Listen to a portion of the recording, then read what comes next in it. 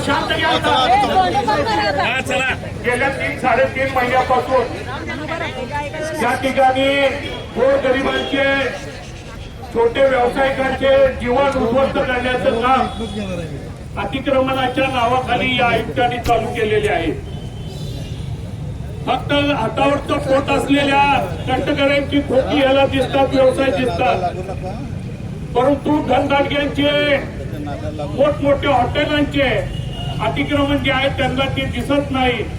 फक्त कुणाची तर सुपारी घेऊन अडचणीच्या ठिकाणी भांडवलदाराला किंवा उद्योगपतींना मोठमोठ्या व्यावसायिकांना अडचणीची अशी असलेली खोकी काढण्याची सुपारी घेऊन काम करत आहेत. त्याचाच एक भाग म्हणून विश्रामबाग जुना जकात नाक्याच्या आजूबाजूला असलेली सोमवारी सकाळी जेसीबीच्या सहाय्याने दोन्ही बाजूने ही खोकी उद्ध्वस्त केलेली आहे.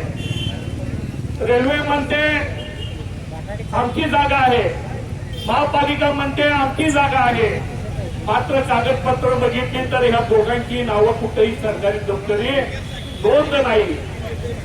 काही जागा त्यातील खासगी मालकांची आहे, काही सरकारची आहे. असं असताना आणि त्याचाच एक भाग म्हणजे कुठलंही खोकं रोडवर नव्हतं. रोडला ट्रॅफिकला वाहतुकीला कुठलाही अडथळा त्या ठिकाणी होत नव्हता. रोडच्या आत मोकळ्या जागेत ही खोकी ही व्यवसाय होते. तरी देखील कुणाच्या तर आम्हाला संशय आहे, कुणाची सुपारी घेऊन ती खोकी हटवलेली आहे. या ठिकाणी गेली 60-70 वर्ष त्या ठिकाणी व्यवसाय चालू होते. रोज सकाळी यायचं, व्यवसाय करायचा आणि जे काय मिळेल तत्पूर्वी रोजगार त्यामधून आपल्या संसाराचं, आपल्या मुलाबाळांचं शिक्षण करायचं. त्याच ठिकाणी आमचं जवळजवळ 55 वर्षापासून जकात नाक्याला लागून वारणी हमालाचं ऑफिस होतं. सध्याच्या घडीला 45 हमाल वाराई हमाल नोंदणी करून त्या प्रतीक्षेत उन्हाताना त्या ठिकाणी थांबायचं, असलेली चटणी भाकर त्या ठिकाणी खायचं काम करायचे. लाईट बिल, पाणीपट्टी सगळं असताना देखील आयुक्तांनी ती खोकी सर्व त्या सर्व आत्यासह ती खोकी बेकायदेशीर ठरवली, अतिक्रमण ठरवली आणि ती उद्ध्वस्त केलेली आहे. परवा अमुक आणि काही कार्यकर्ते आम्ही गेलो, रेल्वेला विचारलं तुमच्याकडे तुमच्या मालकीची कागदपत्र आहेत का, दाखवू शकले नाही. तुमची जागा नाही, तुम्ही कंपाऊंड घालायचं नाही म्हणून सांगितलं आणि पिटाळून लावलं. आज आपण या ठिकाणी मागणी घेऊन आलेलो आहे की ही ना महापालिकेची जागा आहे ना रेल्वेची आहे. जागेमधला दोघांचा वाद आहे. आम्ही कुठल्याही वाहतुकीला अडथळा होतोय असा धंदा तिथं करत नाही. आमची खोकी मोकळ्या मैदानामध्ये आत या बाजूला आहे. असं असताना देखील बेकायदेशीररित्या ही आमची खोकी आणि आमचा संसार उद्ध्वस्त केलेला आहे. ती महापालिका प्रशासनानं स्वतःच्या खर्चानं त्याच ठिकाणी आहे त्याच ठिकाणी आमचं पुनर्वसन केलं पाहिजे. अन्यथा आम्हाला नजीकच्या काळामध्ये भव्य असं आंदोलन, तीव्र असं आंदोलन या ठिकाणी उभा करावं लागेल. त्या पद्धतीची मागणी या ठिकाणी घेऊन आलोय. या ठिकाणी ऊन खूप आहेत. सांगली शहरातील विविध कष्टकरी सामाजिक संघटनेच्या वतीनं आज जिल्हाधिकारी कार्यालयावर आयोजित केलेल्या मोर्चासाठी आलेल्या सर्व माझ्या माता भगिनी, उपाध्यक्ष पृथ्वीराज भैया पवार, हमाद पंचायत संघटनेचे विकास मजदूर, इतर संघटनेचे सर्व पदाधिकारी, मातुता आमचा विरोध राहील हे ठामपणे या ठिकाणी ठणकावून चालणार नाही. दादागिरी या ठिकाणी सत्यम गांधी तुम्ही ऐकता असाल. आम्ही या सांगलीच्या मातीमध्ये आमचा जन्म झालाय आणि ह्याच मातीत आमचं या ठिकाणी शेवट होणार आहे. तुम्ही आज दिशेला उद्या जाशीला या ठिकाणची जनता काय बांगलादेश आणि पाकिस्तान मधनं आलेली नाही तर या मातीत जन्माला आलेली आहे आणि म्हणून या ठिकाणी हा मोर्चा घेऊन आलेलो आहे. या सांगली शहरामध्ये, सांगली मिरज कुप्पड महानगरपालिका शहरामध्ये अनेक हजारो खोकीधारक आहेत. मगाशी सांगितल्याप्रमाणे छोटे छोटे व्यवसाय करणारे आमचे खोकीधारक आहेत.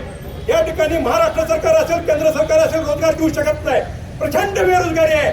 शिक्षण, डिग्री, डिप्लोमा घेतलेले या खोक्यांच्या मध्ये व्यवसाय करणारे आमचे खोकीधारक बांधव आहेत. या ठिकाणी आणि छोटे छोटे व्यवसाय करून आपल्या आणि आपल्या कुटुंबाची उपजीविका या ठिकाणी चालवत असताना कोणाही जर सुपारी घेऊन विश्रामबाग चौकटणीचे काय अचानक खोटी काढलेले आहेत हे बेकायदेशीरपणे आणि त्या लोकांच्यावर अन्यायकारक अशा पद्धतीनं कृत्य महानगरपालिका प्रशासनाने केलेलं त्याचा जाहीर निषेध आम्ही या ठिकाणी करतोय हे सांगण्यासाठी आम्ही या ठिकाणी आलेलो आहोत. आणि म्हणून कोल्हापूर रोडला ज्यावेळेस तुम्ही अतिक्रमण काढला आम्ही त्याला पाठिंबा जागा आहे त्याचा सर्वे करून त्या भागातल्या ठोकेदारकांचं त्या भागात कायम स्वरूपाचं कसं पुनर्वसन होईल अशा पद्धतीनं धोरण महानगरपालिकेनं ठरवलं.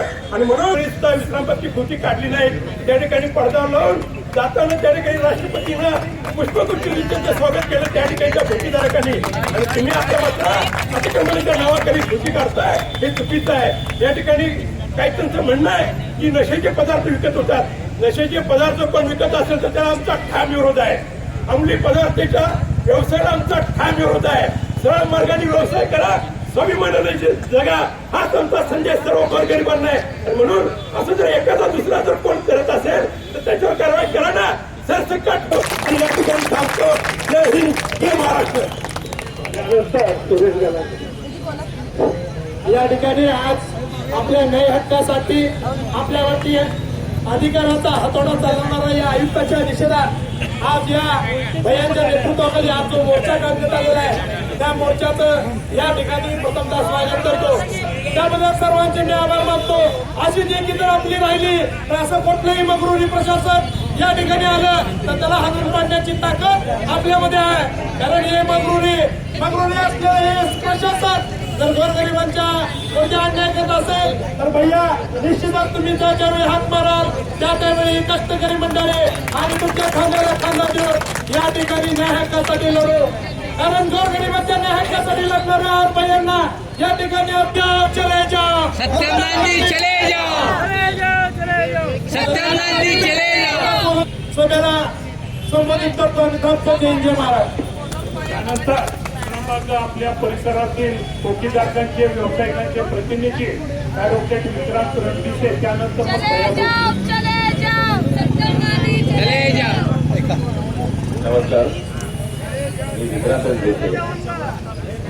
मी काय ॲडव्होकेट नाही आहे पण या ठिकाणी मला आज आहे ना आवर्जून सांगावंसं वाटतं.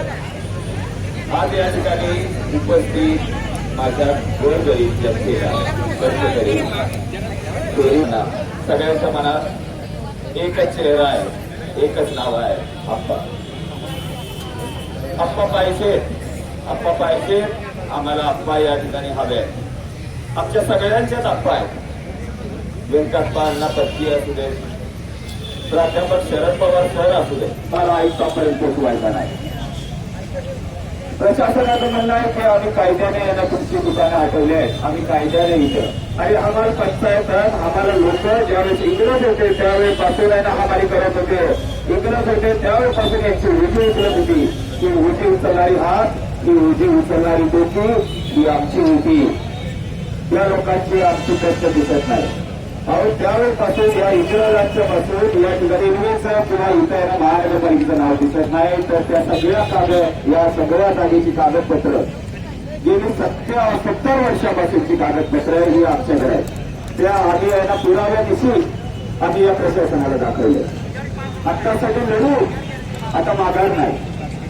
म्हणून या कार्यकाळचं एकतर प्रशासन आमच्याशी येऊन इथं बोलणी करेल.